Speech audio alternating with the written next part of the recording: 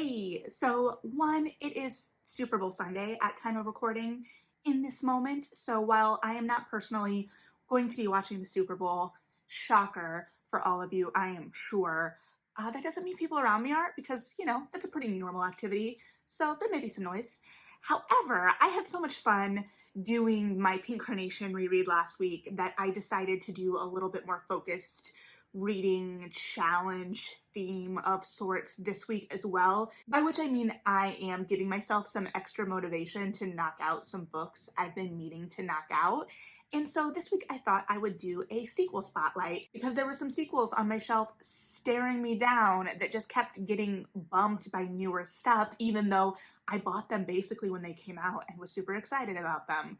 I remain excited about them, and now's the time to read them. I have 3 books I'm hoping to get to this week and a probably overthought plan of attack, but here is that overthought plan of attack. I am starting with Reaper of Souls by Reena. I'm actually about halfway through this book already. I am loving it. The reason I'm starting with this book is because I loved Kingdom of Souls, but it was so stressful for me. The pacing in it was immaculate. I am still marveling at the fact that she kind of like put her foot down on the gas in the second half of that novel and just did not let up. I know I've used that description before, but it remains apt. I think I read it early in lockdown, and I hate that I'm going to say this, but I probably should have reread the first book before starting this. I was able to jump into this and I'm following along, having no problems. But before I went in, I knew I probably should have reread it for my own sake. This is doing fine. The reason this is important, or I feel it's important, because in the grand scheme of things, probably isn't.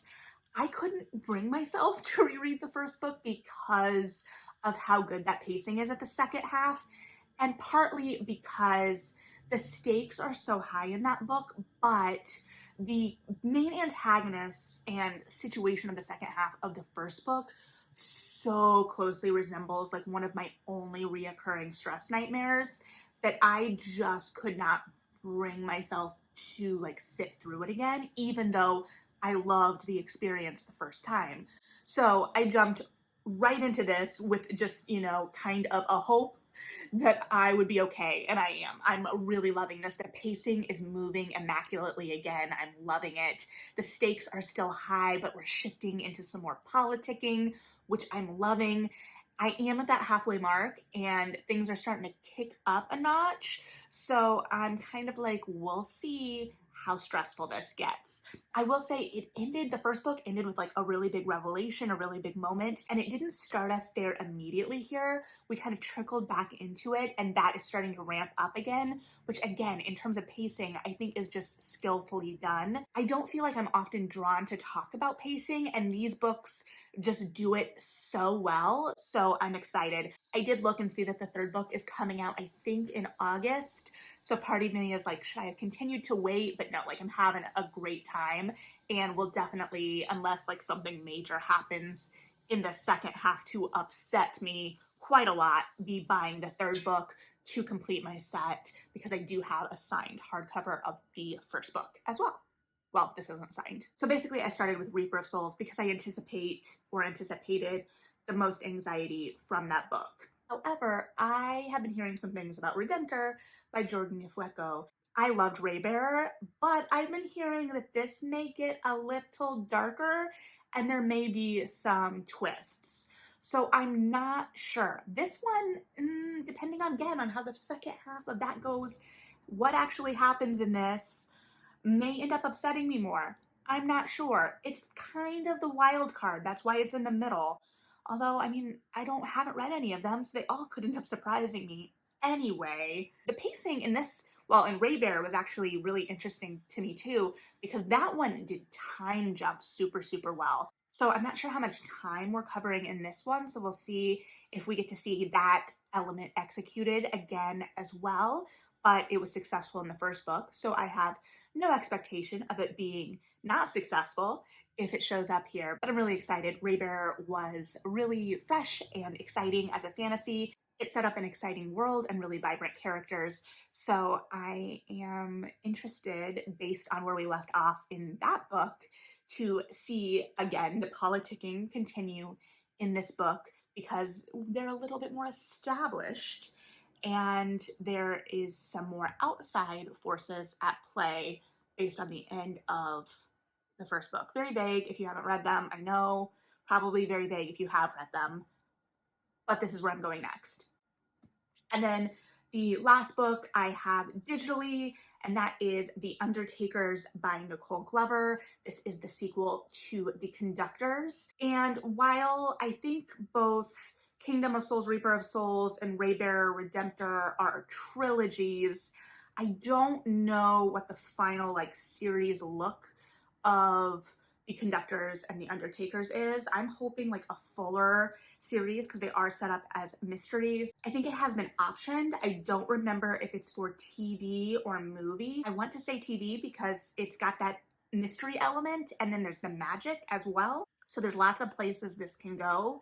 I loved The Conductors. I loved the mystery element. I loved Hetty and Benji. I loved Hetty and Benji so much because remember, they're married, but they weren't really romantically involved at the beginning of the book, but they're also solving mysteries together and going on adventures together and have lots of history and friendship.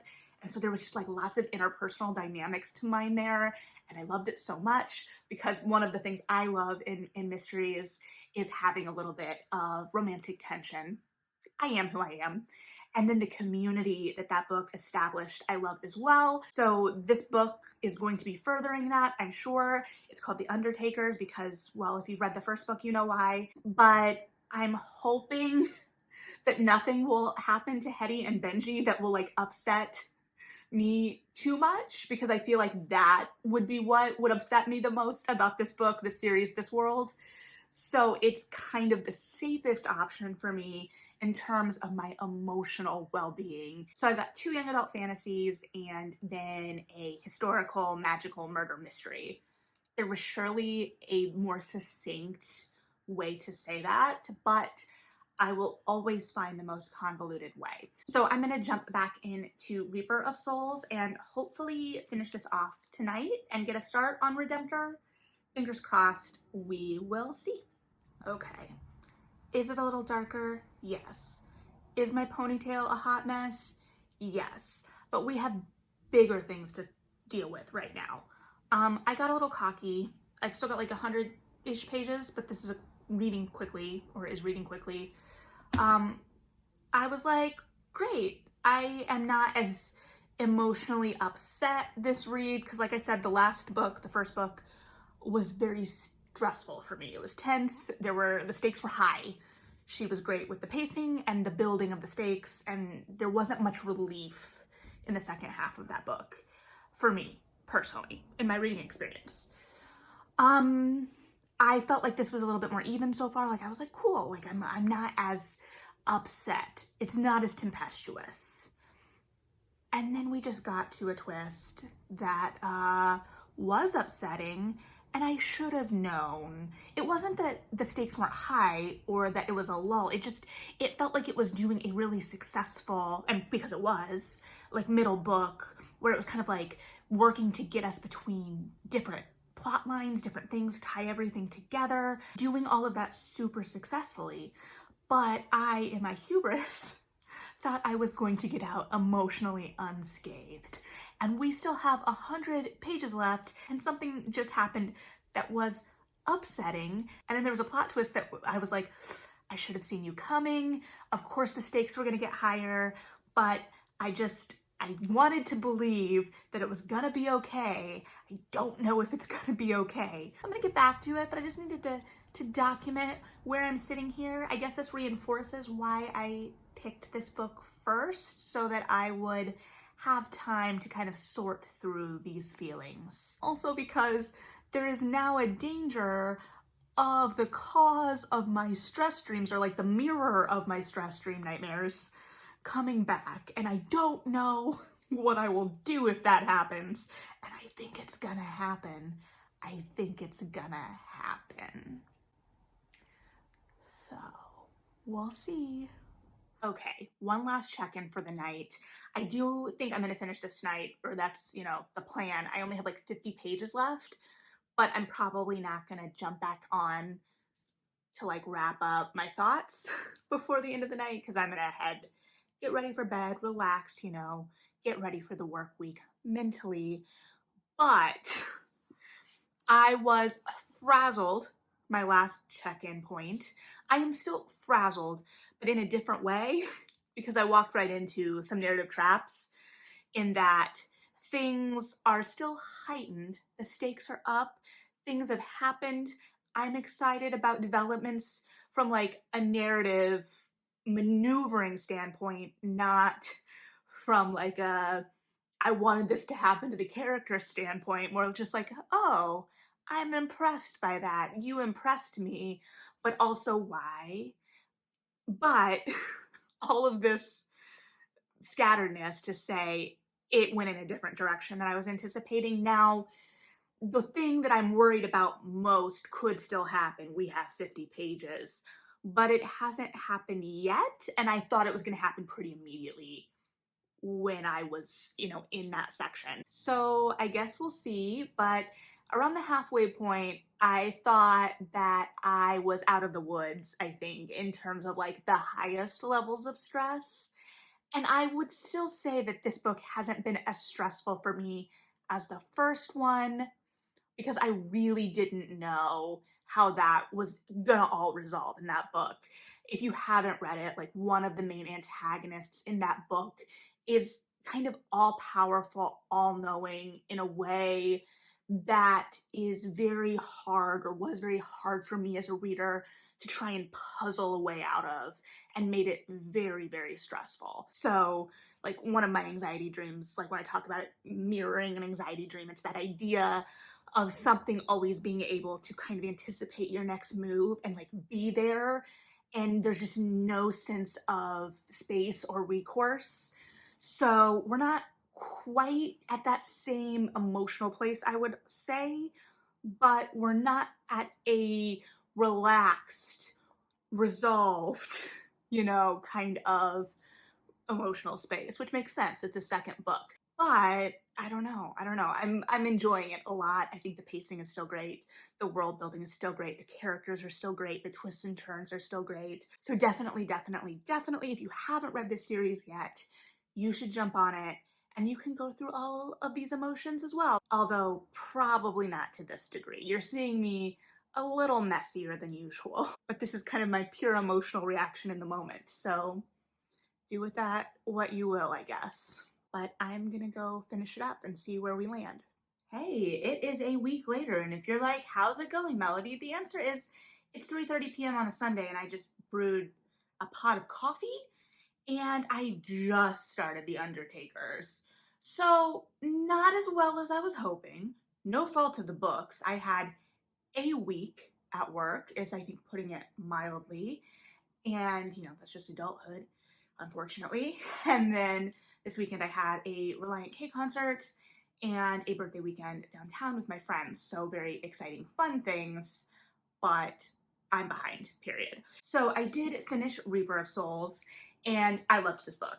It was not what I was expecting the entire way through, in that the twists just kept coming and I was constantly kind of having to adjust my expectations.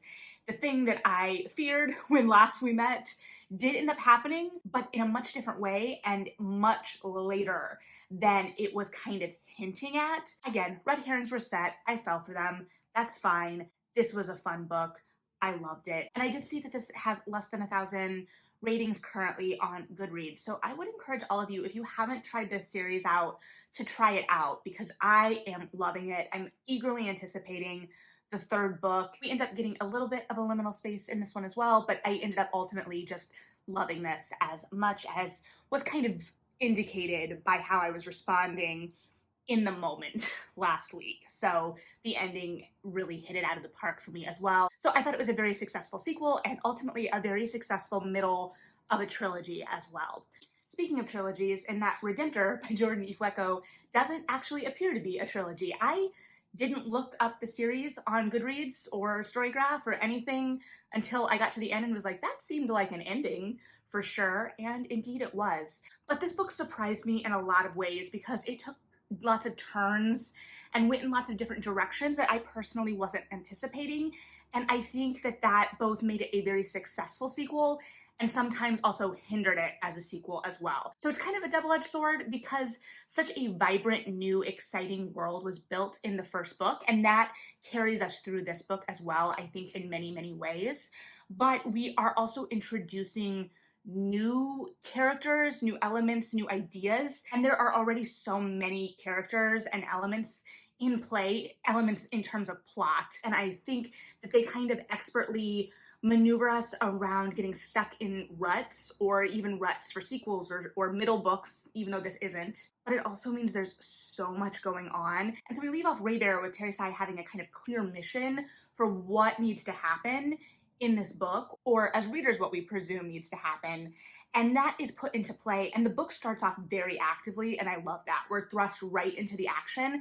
And I think that's kind of what the book is trying to do. It's keeping the pace up, it's pushing us forward through action.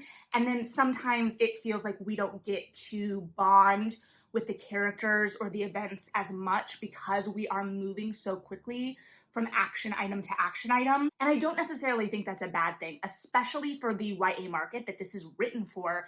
I think that that is actually a strength. But at the same time, I think I would have liked a little bit more of a balance in deepening different relationships, especially with new characters. And we do really focus on a couple of new characters and spend some decent time with them. But I think both of those relationships that are very central to what's going on in this book felt a little underdeveloped, or like the payoff could have been more, especially with one in particular relationship that is very central. It almost felt like we were hitting plot beats rather than developing that relationship organically. And it only felt evident because a lot of the other relationships are so organic. For instance, there are female friendships on the page here that in the grand scheme of things don't really have that much page space, but are established and developed so well. I continue to love the explorations of friendship and love and companionship, romantic love, future, sexuality, everything that these books explore. And I think it does it in such a really human, compassionate, nuanced way. And I think a lot of these plot threads that sometimes felt a little much just because there was so much going on, ultimately were serving really interesting thematic ideas. So I can't be mad that they're there either. I think that this book has something really interesting to say, and I think it says it very successfully ultimately. But there were times where it just felt like we were moving from thing to thing and we weren't really allowed to sit with what was happening, especially because like the mental state of Teresa in this book and kind of how she's spiraling under this weight of responsibility, I think is very interesting. And it gets to the place of how she's interacting with those closest to her and whether she's willing to ask for help or feeling like she has to take this on all by herself, which is interesting too in this world in which those closest to you are they're in your head in many ways. So how do you navigate that? And I think it does explore that, but I really would have liked to see those relationships and how that factored into those relationships even more. We kind of send a lot of the characters off on their own, which, to be fair, I think was smart because there are so many people in this council. We really need to focus on the characters we are most emotionally attached to. So I don't fault that at all narratively. I think that that was a very, very smart narrative function. But I did miss a couple of the characters that ended up going away at one point to make room for some of the new characters. But I did also like seeing that growth. I mean, it's all a balance. And like I said, I did really enjoy this book and thought it was doing really interesting and saying really important things. And also the imagery in this, almost right away, we get this imagery of basically like haunted, creepy children. And it really set the tone of the narrative and kept that danger present, upped the stakes, made everything kind of creepy because the idea that these haunted, for lack of a better word, children that only Teresa can see is creepy. So successful there. And like I said, I think it was saying really interesting things. And because of the way it was written and it being so active and quick moving, fast paced is, the way to say that. I do think that it wasn't didactic by any means or preachy. It really was making its points through action. So ultimately, I really, really enjoyed this, I guess, series, because I guess it's over. I'm going to be really, really interested to see what Ifueko does next. And I think that this series has really established her as a strong, vibrant voice. So I guess we'll just see what we get. Which brings us to The Undertakers by Nicole Glover. I am maybe 5% if I'm being optimistic in, so hopefully I'll be able to check in again on that. So far, I'm loving it as I did the first. And I know you're like, Melody, if you're not going to finish this book, because I might not in time, it's like, why are you even talking about it? Because I want to. Ultimately, I want more people to read this book. I haven't seen a third listed anywhere. And unless something goes tragically wrong with the rest of this book, which I hope it does not, I foresee myself really wanting another book in this series. So the more people that know about it and read it, the higher the odds of another book are. So we start out this book so far, unsurprisingly, with Hetty and Benji. We're thrust right back into some action. They're investigating some fires that have decimated part of the community, but there's one house standing. And right now, they're trying to figure out why this one house keeps surviving. So I'm gonna get back to it and hopefully we'll have some more to report on that soon. Okay, I am about a quarter of the way through The Undertakers. The odds of me finishing tonight are not in my favor, but I am loving it so far as anticipated, and I kind of want to talk about what I'm loving about it. A lot of what I love or am loving about it are things I loved about the conductors, which I talked about last year. Oh my gosh, it's been almost a year. But if you haven't checked out that video and have read the book or haven't and are interested, definitely a more in-depth look at that book and kind of the world that's established in that book. But a lot of that is carrying over here because it is a mystery series. Hopefully we'll get more. And like I said, Hetty and Benji I love. And part of what drew me to the conductors initially was the idea of a married couple solving mysteries together, because I'm not gonna lie, I love romance. I mean, that's not a surprise, I feel like, if you're here. And I gravitate toward mystery series with a romance involved, or that has some kind of like will they, won't they, some kind of relationship dynamic between two characters at its heart. So this definitely has a relationship between two characters at its heart, but I was really interested in that dynamic of an established relationship. And the first book managed to kind of do the best of both worlds for me, in that they were already married, but it was a lot more of like a societal marriage, a lot of circumstances around them. And so we really got to see that kind of will they, won't they banter and tension, even amidst the given circumstance. And so getting to see that relationship continue, and part of what was so great about that was there was all this history between the two, because they also were both conductors on the Underground Railroad. Hence, the name of the title. And so in this book, we're also getting some flashbacks there, because I was worried, because there was a lot of that at play in the first book. They have a reputation based on their work on the Underground Railroad, but here I was like, I don't know if we're still going to be playing with that dynamic, because it is a lot of their past and now we're solving mysteries. But this moved us into some flashbacks that directly relate something going on in this current case to something that was going on then, as the first book did as well. But there were some loose ends tied up in the first book that I thought might keep that from being used as a device in subsequent books. Here, it seems like we're still using it. We're still kind of playing with the past versus the present. And that opens up all kinds of opportunities for mystery or callbacks. And so I love being able to play with that. And just like I said, Hetty and Benji's relationship period, I know that I talked about it a decent amount, but like there was a moment I just read where Benji is a boxer. Boxing is very popular in historical novels. It is what it is. But I love the atmosphere that these books create around it. And there's like the kind of betting. And then Hetty will show up and is Benji's wife there too, but they're both there under assumed names. And they kind of like play the crowd a bit. And so just the way that Nicole Glover like writes that dynamic of that relationship where Benji's like, we know he's kind of waiting for her to show up and he wants her there and he tells her he wants her there, but it's a lot deeper than he's letting on. And just the way that they can kind of play off of each other and the ease with which they navigate these very familiar scenarios.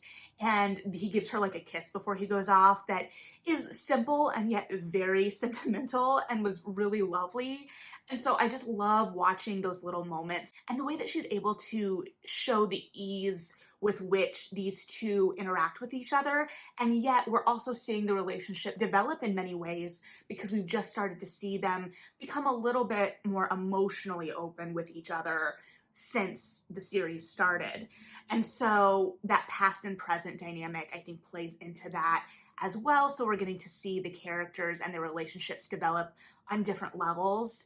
In terms of the characters and their relationships as well, one of the things that I adored about the first book was the community and all of the side characters. And I absolutely think we're seeing that here as well. We're reintroduced to a lot of our familiar faces and favorites right away. And yet it's done in a way that kind of like tickles our memory onto who's who, or if you're kind of just jumping in, you can probably get the sense of the world from what's happening. And in terms of those characters and those relationships, I loved in the first book, I loved kind of the tensions in those relationships, especially like being in adulthood and friendship in adulthood. And I think we're seeing that, or I'm reading that so far in this as well, in one of the early scenes, because, you know, I've mostly only read the early scenes. Hetty finds out that some of her friends were going to go to a medium without her, and she is talking in her like internal dialogue about feeling like she's the last to know things from her friends. And so she is like, no, I'm going to go too. I don't believe in this nonsense, but I'm going too. And that kind of like reveals some other things about her friends' lives that she maybe didn't know, kind of cementing that feeling. So I have a feeling, sorry, I'm repeating words, that is going to play out in the course of the novel. So it's all of this interpersonal dynamics, how we navigate friendship and love and community amidst not only a murder mystery, but a world in which magic exists. And the magic system is very interesting in this book and dynamic, and the imagery of it is great. So I'm excited to see how that continues to play into it. I love how so far in this book, it's just kind of an accepted part of the world, and we're getting to see those little glimpses in just the everyday. And then of course on the mystery side of it, and I think established already from the onset of the book, the first scene where we're talking about these fires, is the book makes it very clear. Sometimes in mysteries, it's like, okay, why are these two or whoever the one investigating this thing? And the narrative makes it very clear that the Black community, I believe in Philadelphia, and I should know that, that's the setting of the book, right? But they kind of have to take care of their own. And it talks about how like when the fire department was established, since it was recently established, how they haven't been necessarily serving the community. And I think that that's all important history too, and how it looks at a lot of this important history through the action of the novel. And the fact that we're focused and so emotionally invested, or at least I am, in all of these characters, I think makes that even more immediate. So the way that history is built in, even amidst this world with magic in it, is done super seamlessly and skillfully, and I love it. And the magic system of this world only heightens those explorations and themes. I will say in terms of the community, based on what I've read so far, it looks like Eunice might not be coming back in this book, and I really enjoyed her in the first book because she really got on Hetty's nerves, and I liked seeing that dynamic. It was that playing out of someone that you just don't like, and you can't really articulate why. Like, they're not a bad person, you should like them, but you just don't like them. And I thought that was great because I don't clock, I guess, seeing that explored super often, and I think that that's a very real feeling, and so I enjoyed that dynamic a lot.